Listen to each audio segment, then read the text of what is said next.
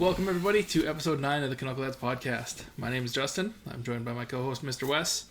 Let's talk about some Canucks games. Vancouver Canucks in Las Vegas against the Golden Knights, November 13th, 2021. Thatcher Demko got the start. We had a quick goal from JT Miller. This is the first time the Canucks scored the first goal of the game in forever. It was like 9 in a row, I want to say. Something like that. Something ridiculous. Felt good to get the first one on the board. Yeah, like before this game, I don't remember the last time we scored the first goal of the game. Yeah. Then we had a goal from power play 2. Tanner Pearson had a good deflection in front of the net there. Robin Leonard was in net for the Golden Knights, so we were in for a good goalie battle. Demko made a huge save on the penalty kill on just a scramble. Doing what Demko's done all year. Being like our best player, if not one of our best players. Yeah, so, phenomenal. So this will still be a trend this week, is Demko making big saves and just being the man. Jason Dickinson had some chances this game. He looked like he was playing with some more purpose instead of just being one of the people along for the ride. Yeah. As one Mr. Bo Horvat might have said later in the week here. McNabb dropped the gloves. Wait, what? Oh yeah, this was the OEL McNabb when he hit Podkolzin. Oh yeah, up along the boards there. This was a weird play, and I don't understand how it worked. OEL got 4 minutes. Which was bullshit. Yeah, so Podkolzin got hit by McNabb. Clean hit. Yeah, it was a clean hit. Pods was just a little bit off balance, so it looked huge, but on the replay you could tell it wasn't as big as it looked. Yeah, like he bounced right up. But it is the rookie at the end of the day, so when a hit looks bad, it is nice when guys stick up for the teammates, but at the end of the day, the penalty was outrageous for what happened. And so McNabb dropped his gloves, threw a punch. Punched him. And didn't get anything for it. And we wound up with a 4-minute penalty kill. Yeah, and I don't know if they called the instigating on him or what they called on him. I think he got 2 roughing penalties. It was like a major for roughing or something like that. It was ridiculous because OEL didn't even drop the gloves. He just kind of went in to shove him and just say, hey, that wasn't all right. And Buddy drops his mitts, punches him right on the chin. So, I mean, it was outrageous that the refs called it that way. And then we all know what happened after that. Yeah, and then the Canucks then took another penalty. So Vegas had a 2-man advantage, and of course they scored a goal. Because that's how it goes when your penalty kill is like the worst in NHL history ever. Yeah. We had a goal from Hoglander. It was a kind of a weird play, not one you see very often. He shot on Leonard. Leonard didn't have the puck, and then Hogs went behind him and fished it out between his legs and scored while he was behind the goalie. Yep. You never see that. Yeah, different kind of goal, but... And it was a super clean play, too. Like, he made sure he didn't shove the goalie with his stick. He just cleanly picked it out, shoved it in the net. It was a perfect goal. Yeah, so nice effort from Hogg. Good job not to just give up on a play there. Yeah. We had another goal from Hoglander. He just had a good shift and, buried a rebound, and he tied the game up again here. Yep. So he was rolling tonight, as he has been... Throughout the year, he's finally started to get some points flowing in instead of because he's playing the same as he was all year. He's being rewarded for his hard work. Yeah, he's probably been our most consistent player. Oh, 100%. I wouldn't disagree with that whatsoever. It's like I would say Miller is racking up points, but he plays almost in periods or shifts. Yeah, and he can be from shift to shift, you can get a wildly different JT Miller. Oh, for sure. And Niels Hoglander is the complete opposite of that, where he's very consistent. Yeah. You know what you're getting night to night. He wins almost every board battle he's in, and he's phenomenal. I love having him on the squad, and I think if he keeps up this point streak here that he's on right now, he might be one of the highest scoring Vancouver Canucks this season. Which I didn't see that at the start of the year. I saw him kind of being maybe a 15-goal kind of guy. But the way he's playing right now, he could be past that. So. Well, actually. What did I say on my... 25 goals. 20, there we go, Pods. There.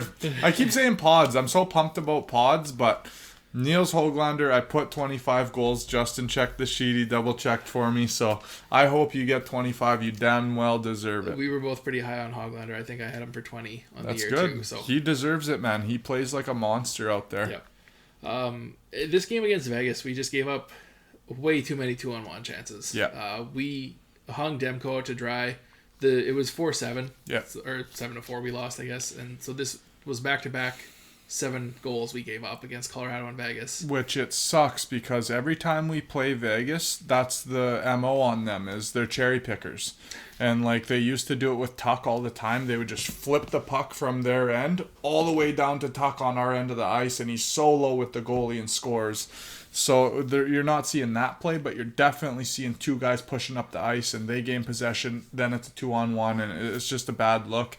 We know Vegas is trying to do that. We got to correct that when we play them. Yeah, and it was, again, like Demko's stats take a big hit from these 2 games, but he was not the issue tonight. Exactly, and that's what kind of frustrates me as well. It's like someone might look at Demko's stats and be like, he's not doing that good. Honestly, he stood on his head. I think there was 1 goal throughout this entire week that was his fault. Yeah. Other than that, he has been just outmatched, and the goals aren't his fault. And the score, like the chances we gave up in this game, like you could put any goalie in the league. And they're getting scored on. Yeah, same thing was going to happen. Yeah.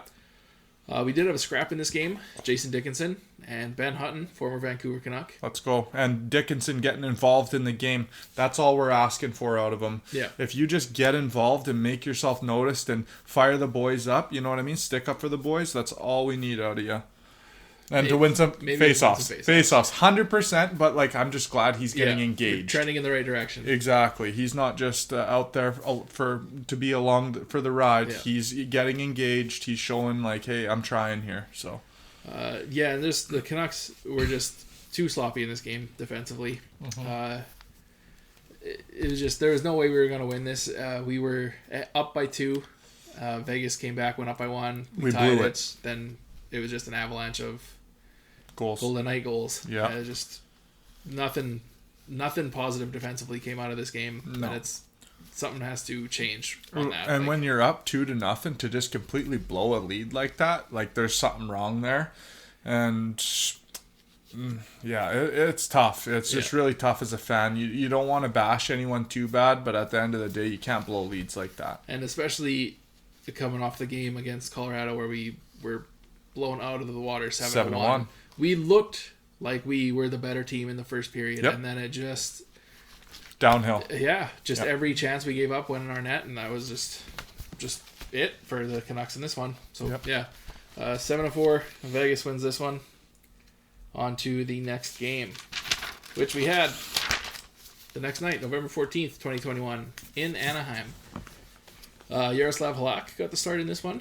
Tyler Mott was back in the lineup for the first time this year, so it was nice to see that. I love having Tyler Mott back. He's such an energy guy for this team, and in this game, he didn't look great, but at the end of the day, it's his first game back from neck surgery. He's not going to look phenomenal. Yeah. I didn't expect him to. I'm just glad he's back on the ice. And it's a tough spot for Mott to be in right now, right? Because the power play or the penalty kill is so bad, and you're putting so much on him just to come in and be like, hey, make this 20% better. Make this work. But at the end of the day, that's what he does. He's a very good penalty killer. Penalty kill shutdown man, and he's phenomenal at it, and we needed him back.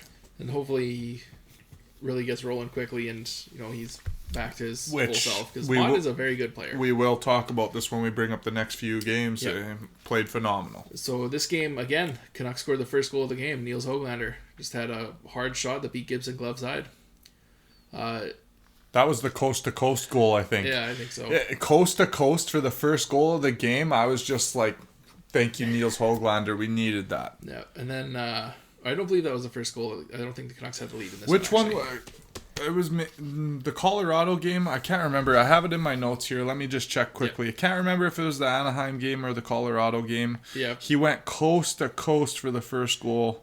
We definitely got the first goal of the game in Vegas. Yeah. But, against Anaheim. Hog goes coast to coast for the first goal of the game. All right, I guess. Yeah, yep. Back-to-back leads for the Canucks. Yep. Wonder how that turned out. Yeah. So, double minor to Justin Bailey for a high stick. And I don't believe Anaheim scored on this one, but they were giving up just crazy chances against them all the time. And actually, they did score in this that I have in my notes here. It was a late penalty kill goal. There was 13 seconds left in the power play, so that is just like deflating. Yeah, absolutely. You almost kill off a double minor, and then boom, 13 seconds. Like, so technically, we killed off one. Just the second one we couldn't get done, which it is against the same guy, so technically it's one power play. I know that, but it's just we killed off 3 minutes or 3.5 minutes, and then just couldn't finish it out, which really sucks. So that is a one power play goal against in the last 9 games for this, which is ridiculous. Like, ideally, you'd want your penalty kill to be around like 80%, right? Yeah. Like that's like pretty average, I would say. That's up there for sure, but yeah. At the end of the week here, I think we're around 60%, which it's almost like it's basically half, right? Like, it's not gonna work. No, it was like Quinn said in his interview, like after the game against Colorado, he just said, "Hey, you can't win games in the NHL with the penalty kill that's at that rate." Yeah. You know what I mean? And then this also marks 7 times in the last 8 games that the Canucks have given up 2+ power play goals against. Yeah. So just historically bad, and that ruins you, right? Because you can't just go out and play. You have to think, like, I can't take a penalty or we're gonna give up a goal. Yeah. Or there's like a 60% chance we're giving up a goal. It's just It puts like the anxiety in the players where it's like, damn, like you just can't play comfortably out there. So unacceptable. Yeah. Absolutely unacceptable. Late in this game here, Miller launched an aerial pass from like his blue line. The Canucks were trying to break out. We pulled the goalie, and they were just having none of it. And I don't know why he did this. He just kind of turned. It wasn't a pass. He was like almost trying to shoot on Gibson. He just launched a waist-high puck like near Besser. Anaheim got it, and they went and scored an empty netter. Like, it was just a dumb play from JT Miller, which, like, he does this a handful of times a game, it seems, where he'll just make a really bad pass instead of like it's almost like a panic pass. Yeah. It's not a well thought out. Sometimes obviously you don't have time to think, but there's definitely options on the ice, and you have your guys in your positions, and so when you just fluff one out into the zone like that, and it doesn't. Well, and it wasn't even. It was like a wrist shot he took from his blue line, like almost at Besser, I think it was. Like, I don't understand. There's no point at all what he was trying to accomplish there. Like, didn't make sense. No. So just, bad play for Miller, and of course it wound up in the Canucks net. Yeah, when you have your goalie pulled, man, you have to make smart plays. You have to be tape-to-tape passes, and if something's not working out, wing it back to your D-man. Yeah. Let your D-man reset the play. Don't just make silly shots into the zone or anything like that. And we don't, like, I don't ever want to pick on players or anything like that. He's lights out. I think he's leading the team in points. Yeah, but this just, like... It was bad. And we were pushing to tie the game, right? Yep. Or like, I think it was we were down by 2. Yep. And that was it. Like, it was just completely game over because of that, whatever he was trying to accomplish there. So. Which, and that's the thing, don't take us in the wrong way. Like, we're the ones stroking Miller off when he gets the game winners, you know what I mean? So, at the end of the day, when you make a bad play like that, we're going to call you out on it. It's all good. And it just because where the team is at right now, this big losing streak, like, it sticks makes out it worse. So much more. Yep. Like, and that's what we're going to talk about with Huggy in the Colorado game. Yep. So, Canucks wind up losing that one 5-1 in Anaheim. Not great. Next, we are back home November 17th with the Colorado Avalanche in the house. Yeah. This was the game we talked about last week that the Canucks needed to win. Should have had circled on the calendar. Thatcher Demko gets the start. Colorado scored a power play goal very quickly into the game. Yeah. Of course they did. Yep. That was basically all that happened. It wasn't like the start of the first was not great for Vancouver, but the last half was pretty good. The shots wound up being tied. I think they were like 11-3 at one point, and they wound up being like 12-12 or something like that. So you can see the Canucks starting to play. It's just, again, the penalty kill, letting them down. And this was another game where I thought the refereeing was kind of atrocious. It just seemed like it was targeted against us. I don't know why. There's so many games that the Vancouver Canucks plays where it feels like the referees are just picking on us out there. But this was another one where there was some soft calls. Yeah. And every single goal that Colorado scored the first 3 goals were all power play goals. Yeah. Our 2 goals were 5-on-5 goals. So that kind of just shows you right there how we were playing against them. Like, our 5-on-5 play was phenomenal. It was just the penalties that really killed us in that one. Yeah. So in the second period, we had a goal from Connor Garland. Yeah. Doing what he does, just protected the puck very well. Drove it hard to the net and got a rebound. Love when Garley scores. And Jason Dickinson, who cut his hair for this game, got an assist. And Bo shaved it too, boys. To see what I'm talking about? And look who's got a haircut, and look who caught a dub. We'll talk about that later. So yeah, the second period was great for the Canucks. We looked like the better team. Yeah. And, Colorado's not having the season that they would typically have. They have a lot of injuries. They're still McKinnon-less. But they're still a good team. Rantanen? That guy's lights out, man. Yeah. He's a great hockey player, and he's kind of carrying the boys right now. Yeah. So, yeah, we outshot Colorado hard. We took the play to them through the majority of the second period. So, yeah, good second for us. Yeah. Then in the third, we had a goal from the sniper, Tucker Poolman. Scored his first as a Canuck. Which I was really happy about, honestly. I've been happy with his play this far. I was happy to see him get one. Yeah, it just weird rebound. Kemper kind of lost it, and yeah, it was behind him, and he turned around and weird. just kind of punched it in his own net with his blocker. Yeah. And then the fucking trip to the penalty box starts. Yeah. Like Wes said, Colorado had 2 power play goals in this. Completely soft. We talked about this before because we can't help ourselves but talk about Canucks, but Quinn Hughes just took one of the dumbest penalties you'll ever see. He got hit, and that's... Like, okay, I get you're mad, but he got up, skated down the ice to his own end just to cross-check and break his stick over someone. And, like, you're going to, like, he knows his penalty kill is garbage. Yeah, it's not good. You can't, I don't care what the situation is. Like, don't do that. Don't give them a chance to win the game.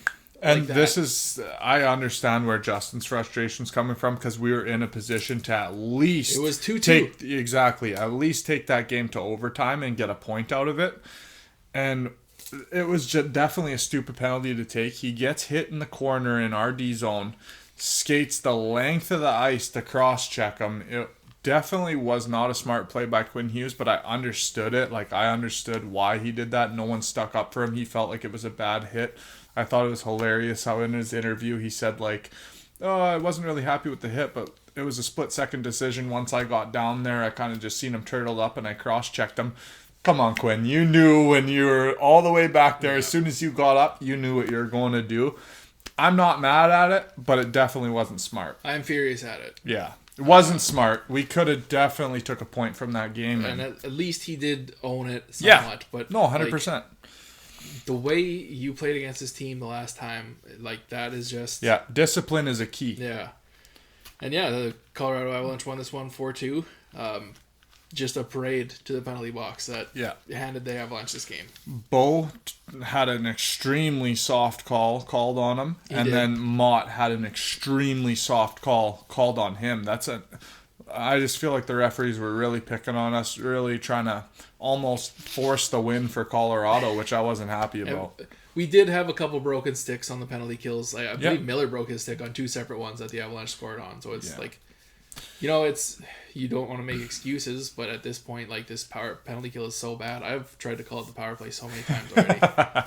It's just... That'll happen. Yeah. It's just, what are you going to do, right? And then Myers breaks his stick and then gives his stick to Myers. And it's a left-handed stick, and Myers is a righty. And about a 6-foot difference between the two guys. I know.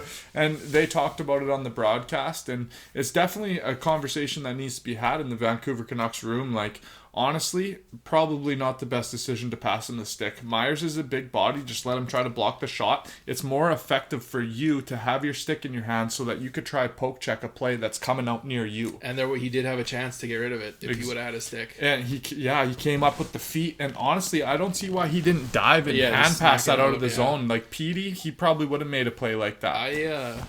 But he's not on the PK, obviously. John Garrett, the Canucks, one of the Canucks color commentators, has been saying this for years now, and I'm a big fan of this. He says on the penalty kill, when you break a stick, go to the bench and get one. And I agree with that. It's you're useless without it. Take the 10 seconds to go get one and get back in the play. instead of just standing there as a useless body. You basically become a 5-on-3 when you don't have a stick, right? Like you're a body that all the guy has to do is just skate past you because you can't defend him as well as with a stick, obviously. Your only two hopes are to completely take him out knock him to the ice. Like you have to take him out and not take a penalty, or else, like Justin said, you're just trying to block a shot at the end of the day. You're kind of useless out there. You kind of got to go get a stick. And even then, like when you block the shot, it seems like the majority of the times, like it's not just bouncing off you and going out. It's going to sit there. Yeah. So the guy's just going to come get it back. Yeah. Know? And especially with Tyler Myers, like he was saying, he's got an extremely long stick. I'm sure JT Miller's stick is like, it feels like a freaking mini stick in his hand. What's the point of him having that, right? So. Yeah. So yeah, 4-2 against the Avalanche at home. Yeah. Then November 19th, Friday night, we had the Winnipeg Jets in the house. Nate Schmidt back for the first time. Much better game. Thatcher Demko starts. In the first period, we had a power play goal, which the power plays got shuffled up a lot, which we'll go over later. But OEL scored one. Just a good wrist shot from the points. Podkolzin had the puck down low, which was nice to see. Yeah. Like the Canucks typically don't really set up from down low behind the net. Which we talked about three podcasts ago. They need to start doing that instead of just really relying on the D to set up the play. Dump it down low. You have options down low to set up plays. So. Because, right, what happens when you have the puck down low, right? The players come to you. Yep. If you're setting up top, they go out to you, and our snipers are from up top. So the guys are right there when you're trying to set up. Bring the puck down low. Draw in players, make a quick pass, and then you have time and space. 100%. Then PD can get the puck, do his thing, pick it up, dust it off, put it back down, and then shoot. Yeah. Because he's going to do that anyways, even if there's a guy like a foot away. But PD and Podkolzin got assists on this one, so good to see the power play going. Good you like to see all three of those guys. You like to see all three of those guys get points. Yeah, it was nice to see OEL score again. He gets a lot of pucks on net, and we talked about this too. It was just a matter of time before they were going to start going in. Yep. Podkolzin's first career assist, by the way. Yeah, and I found that freaking hilarious because he's been sniping. He's got 3 snipes on his belt. Got a big league shot. But 100%. It was nice to see him finally get his first apple. He's going to get a lot more. He's so patient with the puck. He makes the right play.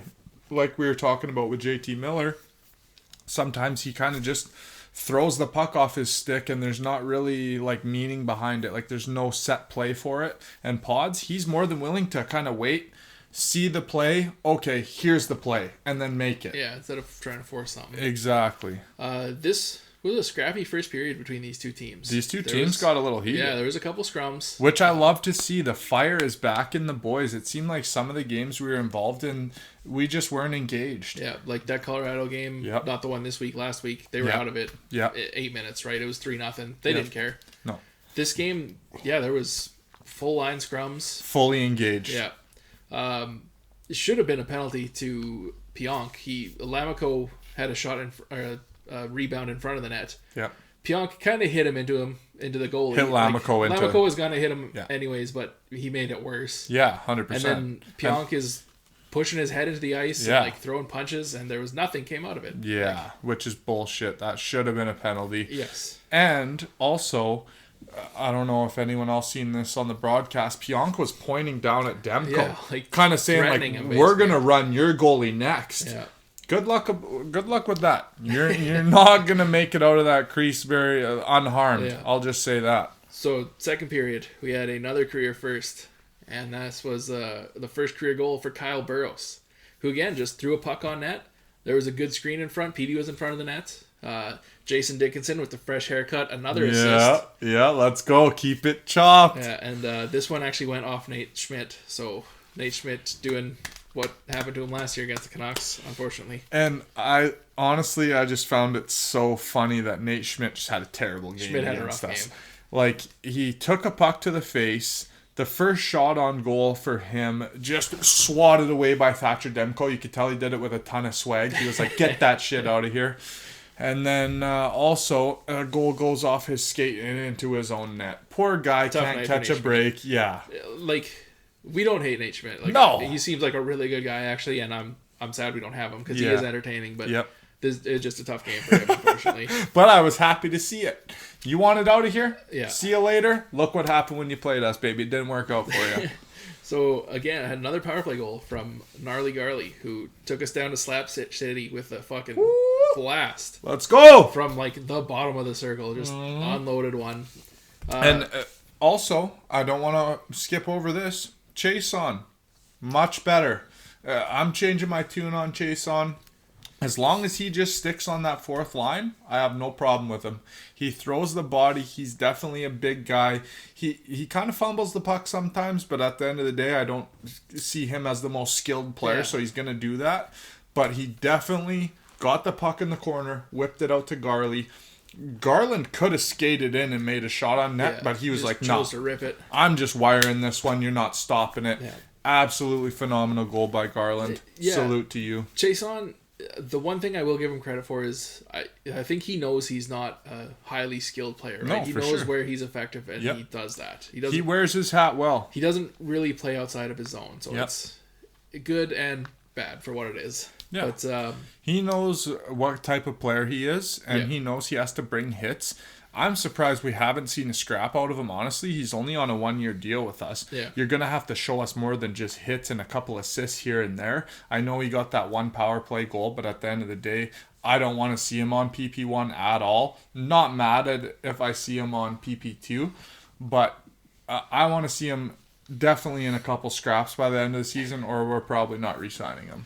But yeah, so this one, Miller just gained the zone entry, had a good battle along the boards in the corner, and Chase on threw the puck out to Garland, who was wide open. So wide open. Good plays all around. Nice to see another power play goal. Yeah, especially by Garley. Yes. In the third period, Thatcher Demko came up huge in the last minute. Just a massive save. Puck came out in front. I'm not sure who it was, but Demko doing what Demko does. Just and then, big saves, baby. Yeah, Canucks take this one 3-2 in regulation. Our first win in like five games. Yeah, it was a 5-game losing streak. So coming into the 6th game, we really needed a win, and we got it, and it felt so good. I sellied after the game, shotgunned a little brewski. It was great to see us get a win, and it was great to see the right guys get engaged in this game and score the goals.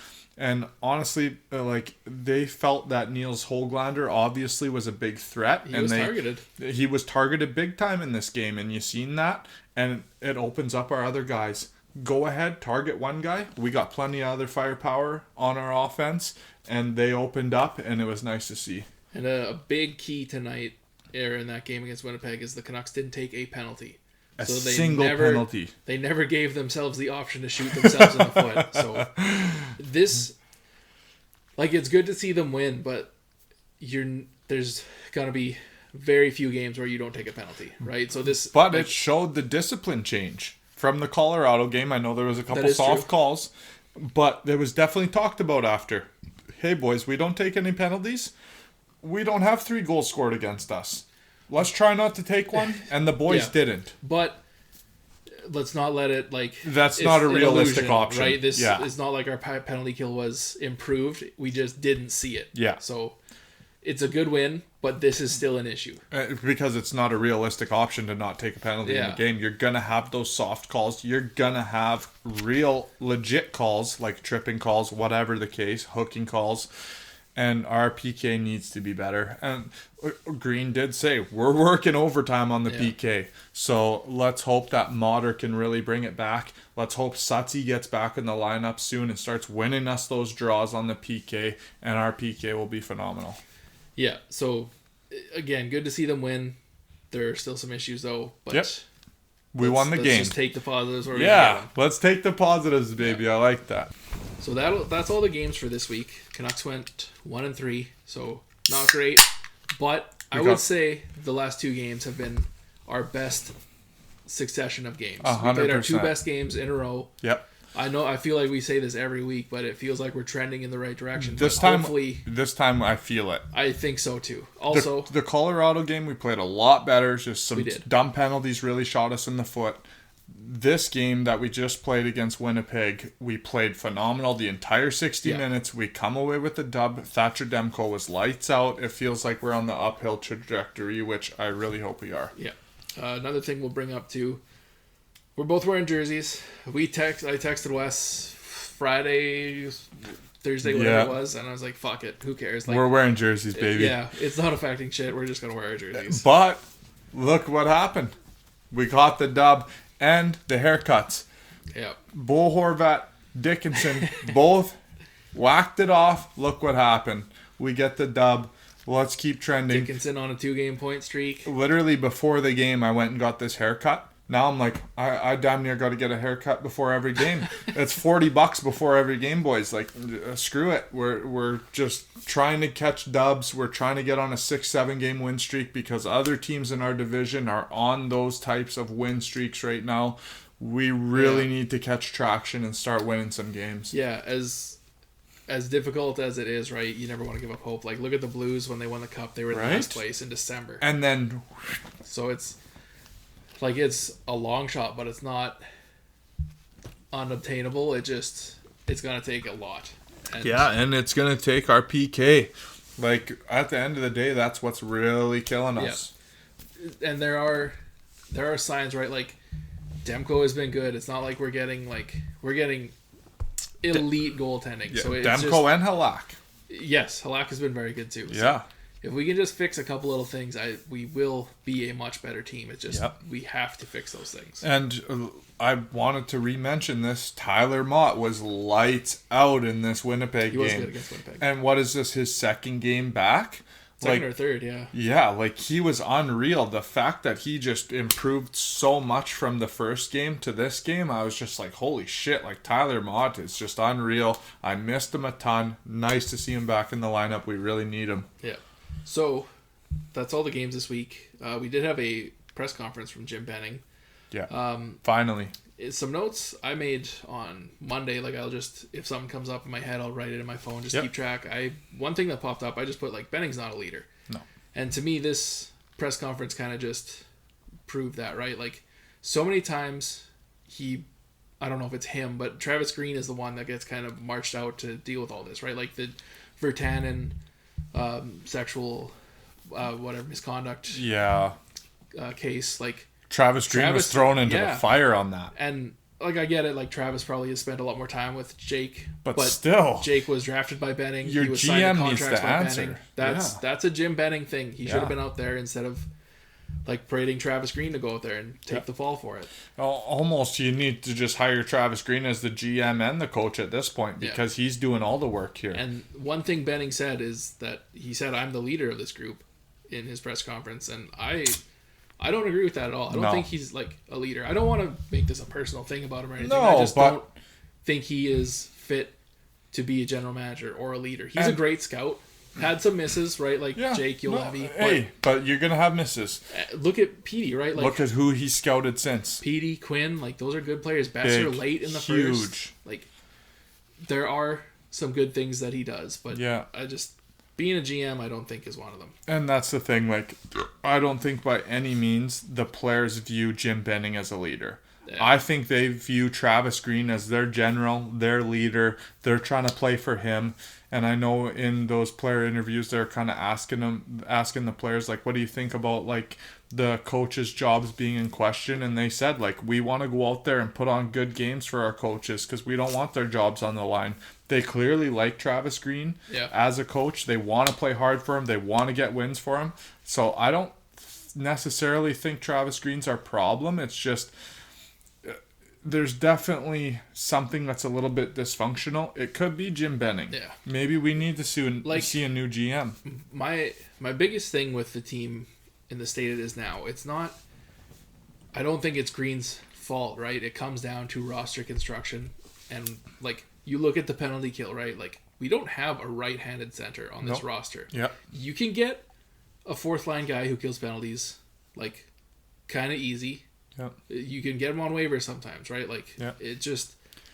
The defense, right? Like, Kyle Burroughs in your top four, like, it shouldn't have been like that. We should have had a better defense core, right? Don't sign Myers to that contract. Have two pieces that are, like... Maybe you're taking a bit of a flyer on them, but you're not giving them 5 years at $6 million, right? It's 1 or 2 years. This isn't working out. We only gave you $2 million, whatever. See you later. Things like that. Right? I also think maybe we're paying Hamonic a little too much.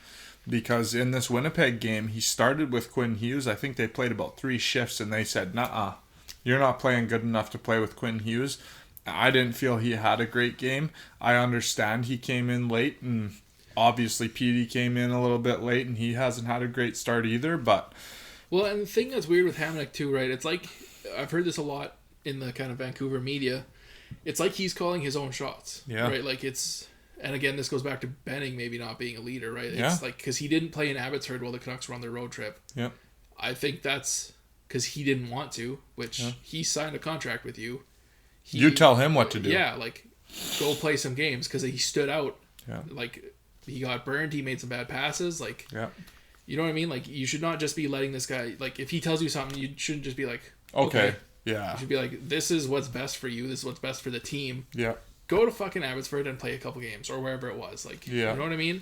And if you have to sit down for a little while because your quarantine issue isn't proper, then sit down for a while. Yeah. Because we have guys like Rathbone chomping at the bit to get back in the lineup. He definitely deserves to play. And I mean, it just sucks to see because you want a proper D pairing for Quinn Hughes, and we haven't seen it yet. No. Which I honestly think Pullman's the guy. Right now, just where we stand this year, maybe, like with what Pullman's the guy. I have not been mad at his game at all. The goal he scored, okay, the goaltender pushed it in the net himself, but at the end of the day, here for. Exactly, he plays. That's just a bonus goal. Exactly, he plays great defensively. I think he's the guy to play with Quinn. It's always tape passes. Pullman's the guy. Don't even try the Hamonic situation. Don't try the Myers situation. I think Myers and OEL are locked up. They should be a pairing because they kind of bring value out in each other. So like when they're going good together, like just leave that alone. Let them roll. And like I see your point, right? Like you would like a more reliable guy to play with Quinn, but with what we have, I think you're right. Like Pullman's the guy. Like because Hamonic.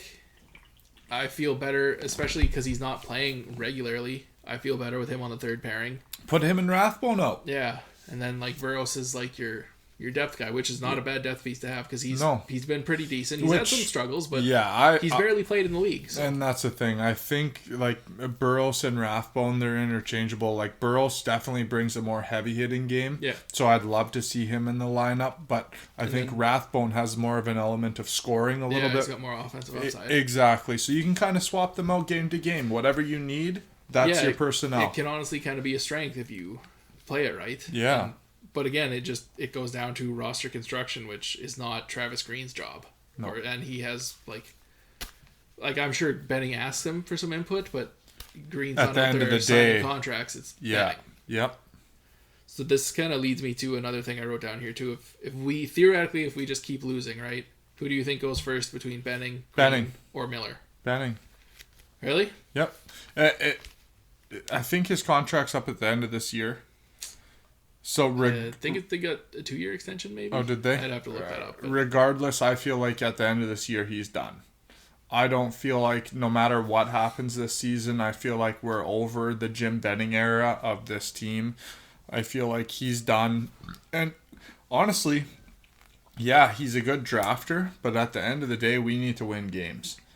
So if that takes a new GM to come in and really make some things happen, I'm okay with that. Yeah, like you need a GM that's good at every aspect of it. Look at Steve Yzerman, right? He built that Tampa Bay Lightning team through the draft, through trades, right? Like smart contracts were handed out. There's one of those things that the Canucks are kind of all right at. Yep. Which there was a big red flag when Trevor Linden said, okay, I'm just walking away. You guys aren't giving me the reins here. Big red flag. Yeah. That's a hockey mind that we really needed in the organization. So when a guy like that walks away, big red flag. And, like one of the greatest players in franchise history, right? Right. Like, everybody respects Trevor Linden, especially if you're a Canucks fan. 100%. But for me, I think Green would go first because he's the easiest one. It's definitely the easiest one, but I don't feel like Green's the problem. I don't think Green's the problem either. But when we were on like the 5th game that we lost, I started thinking maybe Green does have to go to get a fire lit under these boys' ass. I honestly want to keep Green. I love Travis Green. To me, there are signs that it's not Green, right? Like, this is probably the best roster, like, on paper that he's had to work with. The shots against are reduced, right? So that shows that he's learning that aspect. To me, it is a Benning thing. Yep. Because he's not bringing in the right players or the right depth pieces. Yeah. So, but Green is the easiest one to just... It's the easy one. Yeah. Which sucks, because it's not always the coach. Yeah. These coaches just take the fall. Yeah, and in the player interviews, you kind of heard it. Like, the boys like Travis Green, from what I hear. So, and I think the players like Jim Benning when they get that fat contract from him. Tyler Myers is probably Jim Benning's #1 fan. Yeah, for real. Louis Erickson loves Jim Benning. Seriously. But yeah, it was just a kind of interesting thought. Miller's probably their easiest player. You know what I mean? Yeah, the easiest thing to trade to get the most value for. Exactly, but honestly, as long as they just tweak Miller's game a little bit, just let him know, hey man, once you start firing pucks, you start scoring goals. Yeah. Just quit those little chip passes to the blue line. You're kind of overwhelming our defensemen. Fire pucks on net. We got a ton of shooters on this team, so let's shoot the puck. There is a very particular play that most noticeably it's Miller and PD that are bad at is when they're on the blue line with the puck, they want to take it to the middle. When I really feel like just throw it around the boards. Yeah. Instead, because you turn it over all the time. Yeah. Both these guys are bad for it, and I know like throwing it around the boards isn't the fun play, or you can't like dangle somebody, but don't turn the puck over. Yeah. Let's just keep pressure sustained. Like throw it for a battle in the boards, and you got a 50-50 chance instead of losing it at the blue line, and then you have to reset. And then you're possibly on a 3-on-2 or a 2-on-1, like. Yeah, because normally when Miller or PD cut up to the blue line, a defenseman is pitching in, right? Or pitching in. So exactly. It puts us off man. So let's talk about the penalty kill here, Wes. This was an idea I seen on Twitter. I can't remember who was talking about this. It was Jeff Patterson or Thomas Strand, somebody like that. Put Niels Höglander on the penalty kill. I'd love to see that. I would love to see it too. He's our hardest board battler. And he wins 90% of those battles.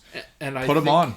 A big thing he brings too is that aggression towards the puck too. 100%. Our penalty kill just sits and waits for things. Like you watch when we are on a power play, the opposite team's penalty kill is so aggressive to whoever has the puck. Yeah, they're making a beeline for him. We need to do that too. We just give teams time and space. Put pressure. Just to do whatever they want with it. I want to see like a Podkolzin or a Höglander on there, like a guy who's good on the boards, who will be aggressive, who's kind of quick. But Hogs is one that I think really makes a lot of sense on the penalty kill. No, 100%. I totally agree. And he adds a spark, like a new start to our penalty kill. Maybe even a Connor Garland. Yeah. Connor, he battles hard in the boards too, and he's not easy to get the puck from once he has possession. So that's another guy, not the biggest guy, but at the end of the day, he has possession. So it wouldn't be a bad piece to just try out. Yeah, and then, you can kind of fix things a little bit, right? You could have Miller and Hogg or Garland, whoever, on your penalty kill one. Yep. Then you can have Bo and... just to win you face-offs. Yeah, and then Bo can switch with Dickinson or whoever, Lamico, whatever. Like, you know what I mean? Like, just certain things need to change. Yep. Change it up. Just an up. idea thrown out there. So. Yep, which we did see Bo literally just take the face-off on the PK, then skate directly to the bench, which is kind of funny. Like, it's like, we just need to win the draw, then get off the ice so that you conserve your energy for your spot. Because Bo and Miller are just face-off monsters. Yeah. So. 11 out of 11 draws in the Vegas game, by the way, for JT Miller. Monster. And another thing in the Winnipeg game, Petey was winning a lot of draws too, which is nice to see. It was nice to see, actually. I think he had 3 in a row that he won, and it was just like, fuck yes. Yeah. Like, that's what we need out of Petey. There were a lot of good signs out of Petey too. He was skating hard, like handling the puck pretty well. Yeah. No, Petey was good. Yeah. So one other thing I wanted to talk about too is something that you said last episode, and that I kind of thought about, and you're right, is that hit on pods. Bo does need to stand up for him. Yeah. It's like the way the team has been playing, right? We need a guy to be the leader, and that's what Bo is. Yep. I don't think he's going to be a very vocal guy in the room. I think that's more of a Miller thing. Yeah. But in that situation, Bo needs to get in there. He doesn't need to like wail on the guy or anything, but get in there and get involved. Get a scrum going. You don't have to drop the gloves every time. It's not always a fist fight. Yeah. you have to stick up for your rookies. That's a no-go in my book. You touch the rookie, it's at least one punch with the glove on. Like, get involved. You're the leader of this team. That really pissed me off. And even the Höglander one in the other game, in the Winnipeg game, he took a big hit along the boards, got a high stick right to the chicklets. Like, to be fair, Bo was not on the ice. No, like, for Miller sure. was his center there. But whoever the leader is on the ice at that time, get involved.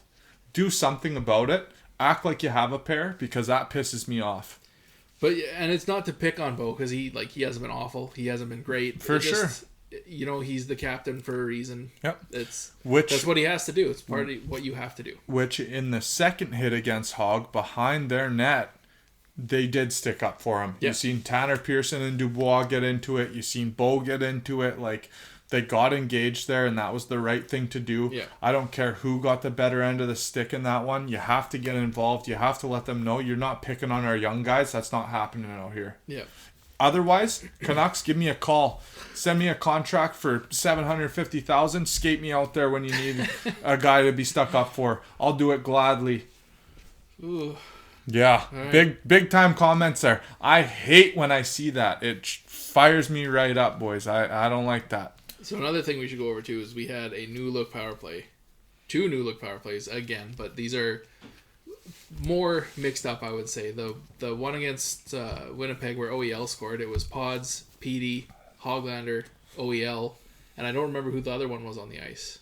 Was it Besser? For which? When OEL scored on the power play goal. I think it was Besser. Because our power play 2 was Miller, Chason. Yeah, we had Petey and Garland, Pods Quinn. as the assists. It must have been Bess on the I think left it was side. Bess. Yeah, well, it would make sense because Petey and Bess haven't been really split up lately. Yeah. So I like these 2 power plays because it does create competition between the 2 of them, and I think it worked. Like both, it did. Both Obviously, we scored on 2 power plays, and it's just you're not loading up all your guns on one power play, so it's a battle for power play ice time, right? Like if power play A is rolling, they're going to get more ice. If power play B is rolling, they're going to get more ice. And it shuffles everything up to where it's not predictable anymore. And we've talked about this so much with the puck movement. Yep. Now that it's different players, it's just happening naturally because they're trying to figure out whatever works or run through whatever they've kind of been told. Or like, you see on video, like, Winnipeg likes to do this, let's play the puck here. Maybe that's why Pud Colson had it down low. Yeah, you got a game plan for what team you're playing against. But yeah, it's just a nice option that I like, and it's one of the first times it's been feasible with the Canucks in a long time. We have enough depth. Yeah.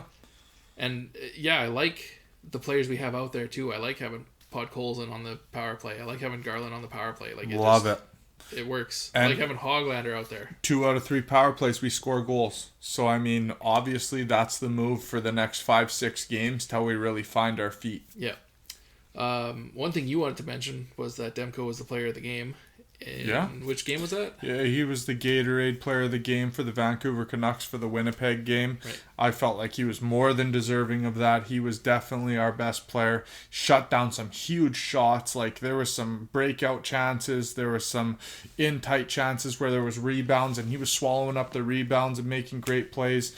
Demko was the man. He was definitely good in Winnipeg, and I don't feel like we gave up as many high-scoring chances as we have been previously. For sure. So. There was definitely a few, but Winnipeg's a heavy gun team. Like, they got some boys on that team that can score some goals. And no matter who you play, hockey's a weird game. You're going to give up some high-scoring chances against. Like, it's just going to happen. Lots of times bounces don't go our way. In the last few games, we've had some bounces go our way, especially the one off Schmidt's skate. We had some bounces go our way, which at the end of the day, you need that to win games sometimes. The one Kemper kind of punched into his own net. Yeah, exactly. And it just kind of goes back to our point that we talked about last episode too, is just get pucks on net. Just start throwing them on Hallelujah. Net. Who would have known that's how you score goals in the NHL? Doesn't have to be a snipe 10 times out of 10. Brock and Petey, they have that in their head. Like, I'm not shooting if I can't snipe it. Yeah. Who cares? Put it on the net. Weird things happen, man. Like OEL just shot the puck on net. And look what Burroughs happened. Just shot the puck at the net. And look what happened. Shoot the puck, Pullman, boys. I think we had 3 literally defensemen in a row there, actually. Just shooting it, you know? Shoot the puck, boys. Shoot the puck, cut your fucking hair. Yeah. Besides Bess and Garley. And pods. So yeah, that kind of goes over everything I wanted to talk about this week. Now, I did actually have a trade idea that I want to run by you two. Let's go. I was spending some time on Cat Friendly. They have a trade kind of simulator thing there. Mm-hmm. So this was the trade I worked out a little bit. I was trying really hard to find a right-handed center. Because Jim Benning did mention in his press conference, we are looking at every option. Yeah. We are talking to players' agents, and we are talking to other teams' players' agents. Yeah. So it is very difficult with the way this roster is constructed to for sure find a right-handed center that kills penalties. Yep. That's a good face-off man. 100%. So I kind of couldn't really find anything or come up with anything. But that's why we don't have one. Yeah, but I got one here that I kind of like and I think will help in certain aspects. So I have a trade with the Detroit Red Wings. I'm not mad at it. Detroit's buzzing this year. Going to the Red Wings would be Brad Hunt and a 5th-round pick, which I know is not great giving up picks and stuff. And Brad Hunt's not. He's not great either, so that's kind of a sweetener. Yeah. Coming back would be Troy Stecher. 18% retained to fit under the cap. Let's go. But take it. I like it, right? Like I love it. Has killed some penalties. He's a heart and soul player for the Canucks. He was. He bleeds Vancouver Canucks. And I just feel like the way the team is right now, we could use something like that, right? Like, yeah. And he's a good defenseman. He's gonna fit in the top 6. He's not gonna provide a lot of offense, but he's a right-handed guy who's just solid. Detroit's not really playing him. I think he's played 6 games. Which is, to me, that doesn't even make sense to me. Yeah. Troy has never got the respect that he deserves. He would be playing full-time minutes right now on our team. I would agree. So. Guarantee you. And then maybe that makes it another piece expendable. Like, I don't think you can find somebody for Hamonic, but, like, maybe you can. Something like that, right? But yeah. That's just something I kind of thought of just on my own time here. It doesn't solve the face-off needs. It gives us more depth on the D. I'll try and come up with some more face-off options here too. See if I can find a good 4th-line center for sure. We'll keep our options open. But yeah, that was kind of the one I worked out. Brad Hunt would just kind of replace Troy Stecher in Detroit, right? Like just a good veteran guy. They're a younger team. Yep. He's not going to be a full-time NHLer anyway. We get Stech at 18% retained, so he fits in the cap. We should have never gave him up. We shouldn't have. I like Stecher a lot. I love Stech. So yeah, I just wanted to run by you, see what you think. I gave you the fist pump. Yeah. That's more than approved. And I think it's pretty fair trade, right? Like, yeah. So we'll get to our Canucks of the week this week. Mine's easy. I'm going to jump out of the gate. I want to get mine out there. It's Niels Höglander. Hands down. There's no other option. Niels Höglander was lights out. The only game that he was kind of shut down was the Winnipeg game. They really targeted him. And even then, he was still flying. He was still good. They targeted the shit out of him. They laid a couple big hits out of him. He almost lost his whole top row of teeth on that first hit. Glad he didn't, because he's a handsome young fella. Niels Höglander, keep it up. You're the man. My Canuck of the week is Niels Höglander as well. Just it speaks for itself. Yeah, we can't just keep giving it to Demko, even though he probably still deserves it for getting shellacked like he did. Yeah, he stood on his head, and there's a few other guys. Garley, I gave it to him last week. That's why I didn't give it to him this week. He was lights out for us, but Niels Höglander, his game doesn't change. You know what you're getting out of him. He deserves the double Canuck of the week. Yeah, so good job, Niels. Now, the old tweet of the week here. Yeah, let it go. This is from a familiar face, from Thomas Drance, who pops up basically every week on this, I think. So he said after the Winnipeg game there, it feels wrong for Burroughs to score a Canucks goal without 2 Sedins getting credit for the assist. Very true. You got to pay tribute to the Burroughs. Come on now. And yeah. I'm sorry, I just keep repeating Thomas Drance tweets, but he's they're money. fire. Yeah, they're fire. Yeah, I think that'll do it for this week. Oh, score predictions. Almost forgot. Score predictions. Let's we got to let them go. Here. Who do we got in the next game? We got Chicago tomorrow night. Chicago. We're going to whack Chicago. We're on an uphill momentum right now. I say we take them 4-2, no problem. Blackhawks, I'm going to say 4-3. It could we win that one, I think. 100%. I know we're winning that game. We're on the uphill trajectory. The last 2 games, even though we lost the Colorado game, we played pretty damn well. We don't take a couple of those penalties. We win that game. I think we beat Blackhawks, no problem. So then we don't play for 2 nights, and then we're in Pittsburgh. This is going to be a different game. It'll be a tough one. Yeah. I'm going to go 3-2 Pittsburgh. Whew. You don't hear the L's too much on this channel. Trying to be a little more realistic. No, 100%. It could be 3-2 their way, but I say it's 3-2 our way. I'm keeping it tight. It's going to be a tight game. They got Cros back. You never know what's going to happen. Yeah. Then Friday night, we are in Columbus. Columbus. Oh, don't get me started on Columbus. This is another one. They got some studs on that team. It's going to be a tight checking game, I believe. I hope we put some goals in the net. Let's go 4-3 for Vancouver Canucks in that one. Against the Blue Jackets, I'm going to go 3-2 for Canucks. Yeah. I think Columbus plays a pretty tight checking game. No, 100%. So I'm going to go with 3-2 Vancouver. Nice. And that would be a decent little stretch of 4 games there. If we can get 3 wins in 4 games, I'd be all right with that. Be a good trend. You won't hear no complaints on this channel. Yeah. And you know what? I think we should just make it official. Jerseys are back every week. Fuck it.